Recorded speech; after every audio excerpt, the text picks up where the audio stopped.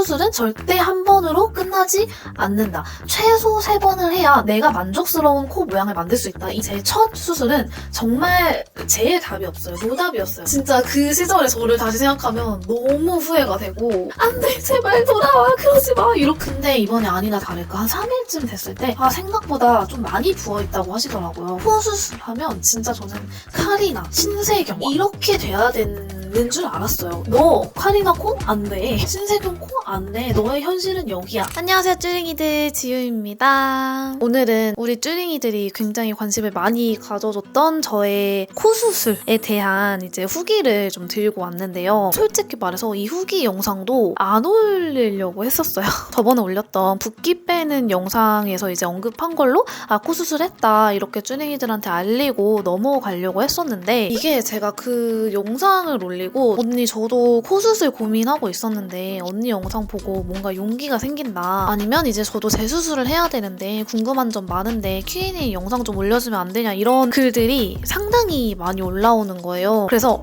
내가 이거 재수술 굉장히 쉽게 한 것도 아니고 그 영상만 보면 제가 10일 만에 붓기도 완전 싹 빼버리고 여러분들한테 진짜 멀쩡한 그냥 화장한 모습으로 나와가지고 이거 진짜 까딱하다간 재수술도 아니지 재수술이 굉장히 쉬운 걸로 비춰질 수도 있겠다 이런 걱정이 갑자기 생기는 거예요. 그래서 제가 이렇게 원치 않게 재수술을 여러 번 하게 되면서 느꼈던 점 그리고 우리 쭈딩이들한테 정말 꼭 하고 싶은 얘기가 있어서 이렇게 후기 영상을 빠르게 들고 오게 되었습니다. 그래서 지금부터 순서대로 하나하나 답변을 해보도록 할게요. 일단 첫 번째, 재수술을 한 이유. 여러분 이런 말이 있잖아요. 진짜 코 수술은 절대 한 번으로 끝나지 않는다. 최소 3번을 해야 내가 만족스러운 코 모양을 만들 수 있다. 이런 얘기가 있거든요, 여러분. 제가 생각했을 때는 저의 재수술이 된 이유는 제가 조금 더 꼼꼼하지 않았기 때문에가 굉장히 큰 역할을 했다고 생각을 해요. 그 이유가 뭐냐면 일단 제 첫 수술은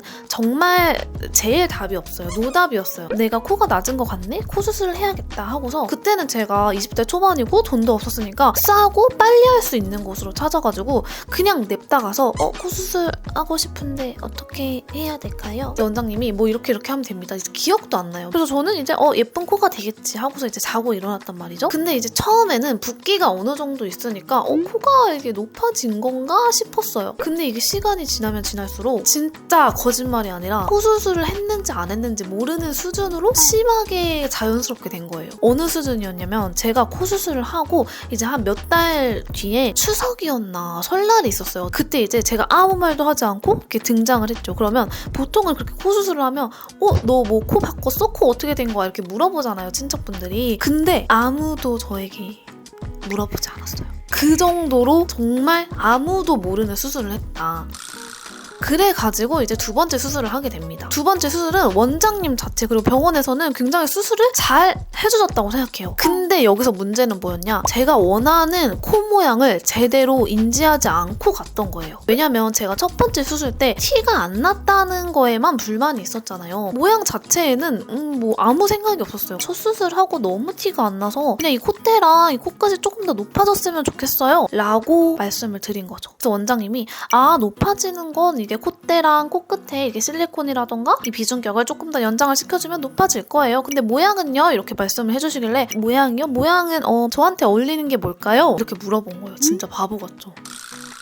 여러분 원장님들도 취향이라는 게 있어요. 어떤 원장님들은 되게 자연스러운 라인을 좋아하실 수도 있고 어떤 원장님은 슝 이렇게 화려한 라인을 좋아할 수도 있단 말이에요. 근데 제가 갔던 원장님은 약간 콧대가 얄쌍하면서 부드럽게 뽑아 나오는 라인을 좋아하셨나 봐요. 그래서 지유씨 이미지 자체가 막 엄청 화려하고 막 섹시 이런 느낌은 아니지 않냐. 조금 귀여운 느낌 그리고 콧대는 조금 얄쌍하게 빼는 게 이 미간 사이도 더 좁아 보일 거예요 라고 말씀을 해주시더라고요. 그래서 그렇군. 역시 성형외과 의사 선생님들이라서 얼굴에 대해서 되게 잘 아시나 봐 이렇게 생각을 했어요. 또 이제 아무 생각 없이 냅다 누워버리는 거예요. 진짜 그 시절의 저를 다시 생각하면 너무 후회가 되고 그 인터스텔라처럼 안 돼 제발 돌아와 그러지 마 이렇게 진짜 얘기를 하고 싶은 수준이거든요. 그래서 어쨌든 수술을 하고 나서 이제 초반에는 역시나 만족스러웠어요. 또 이게 시간이 지나면 지날수록 어떤 생각이 드냐. 이미지가 좀 바뀌었고 콧대가 조금 높아진 것 같기는 한데 좋아하는 내 얼굴의 모습이 좀 좀 없어진 것 같지?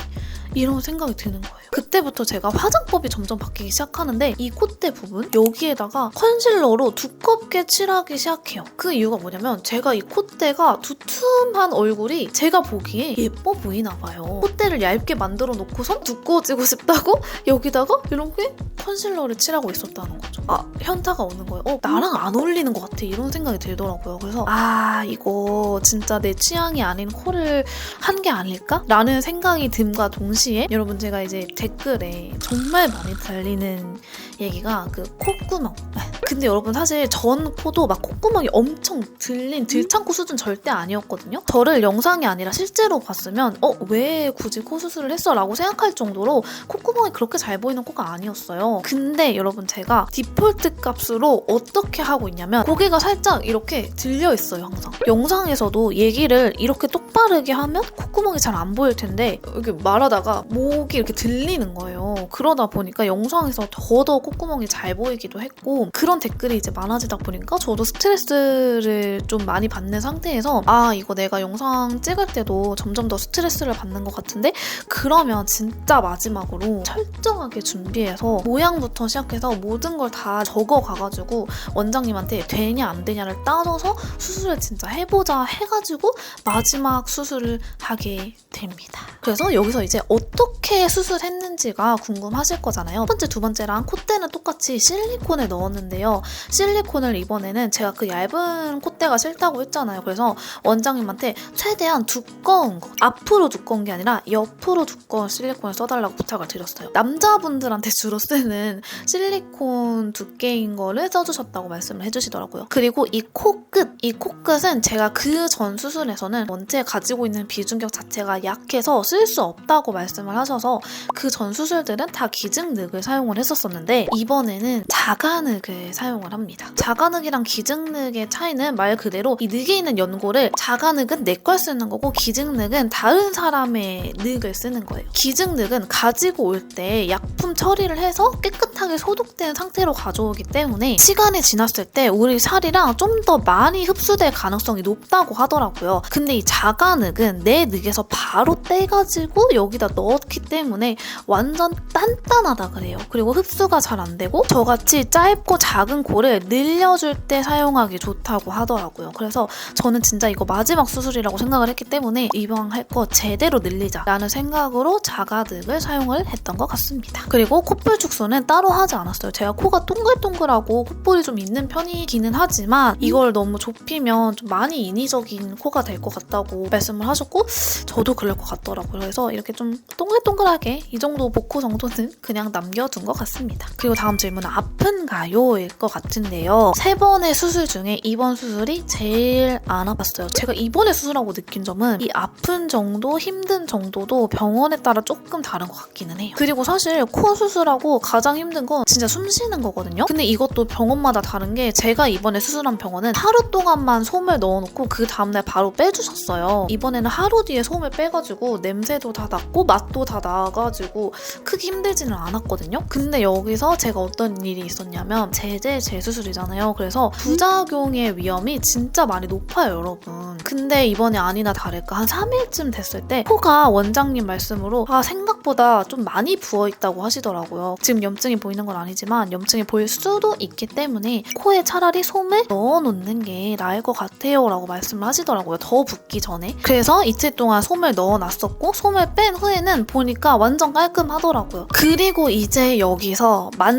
만족하는지 제가 오늘 이 영상을 만든 이유이기도 한 질문입니다. 물론 수술 자체에는 지금 상당히 만족하지만 지금 이 내 코가 이상적인 그 코와 100% 똑같냐? 아니에요, 여러분. 절대. 일단 제가 앞모습은 솔직히 말해서 진짜 많이 만족스럽거든요. 옆으로 보여드릴게요.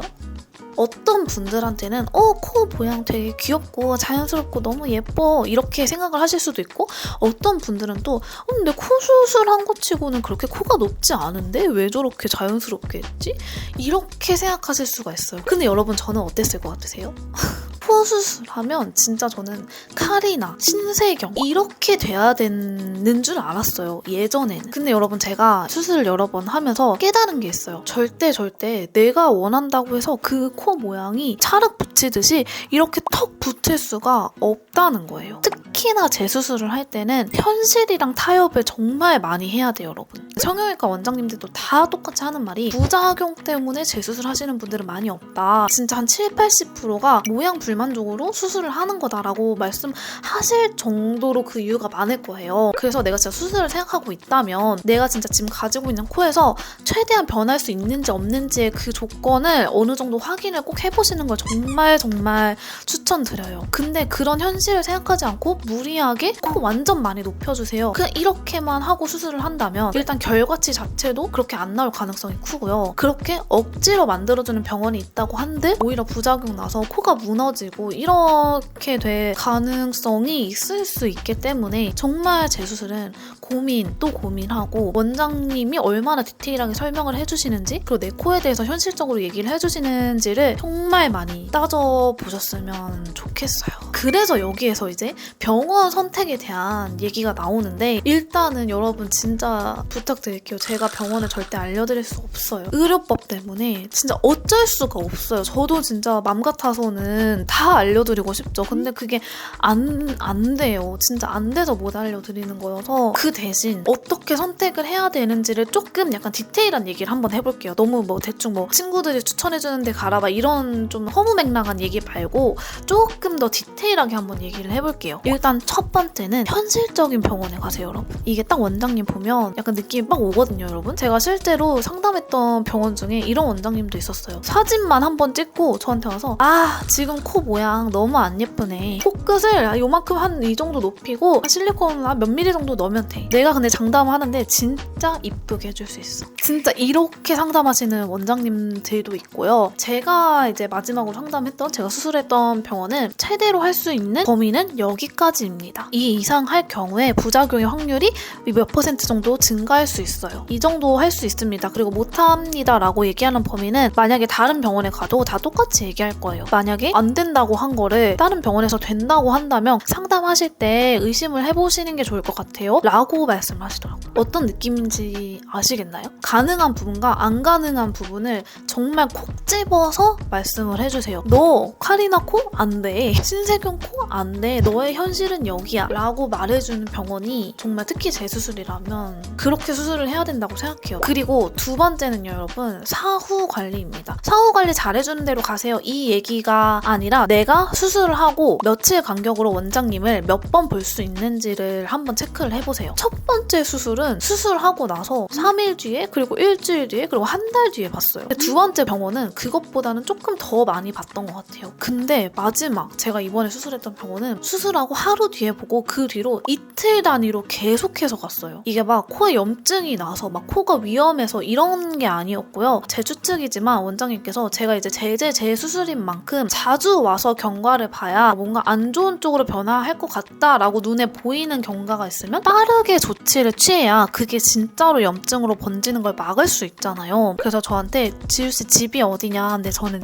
경기도거든요. 자주 병원에 와서 경과도 보고 그리고 붓기 주사 그리고 항생제 주사를 꾸준히 맞아줬으면 좋겠다라고 말씀을 하시더라고요. 근데 저는 오히려 고마웠죠. 왜냐면 그 몇 분 안 되는 시간이라도 그냥 간호사분이 봐주시는 게 아니라 내 코를 수술한 원장님이 봐주신다는 게 마음적으로 안심이 많이 되거든요. 그래서 물주행이들도 만약에 이제 수술 상담을 가진다면 내가 수술 후에 원장님을 몇 번 볼 수 있는지를 진짜 꼭꼭꼭 체크를 해주시고 그리고 만약에 피가 차거나 염증이 생길 것 같은 게 위험 요소가 보였을 때 병원에서 어떻게 대처를 해주나요? 까지도 다 물어보시고 이제 여기 병원 뭔가 깐깐하게 하는 것 같다 라고 하는 데를 선택을 하셨으면 좋겠어요. 그리고 마지막은 CT 촬영을 하는지 안 하는지도 체크를 해보시면 정말 좋을 것 같습니다. CT 촬영을 꼭 꼭 했으면 좋겠다 하는 이유는 바로 제가 아까 말한 비중격이 있어요. 1차적으로 CT 촬영을 하면 비중격 양이 얼마나 되는지를 알 수가 있어요. 그러면 거기서 연결이 돼서 현실적으로 비중격을 사용할 수 있는지 없는지도 알 수 있고 코를 얼마나 늘릴 수 있는지도 예측이 가능한 거예요. 근데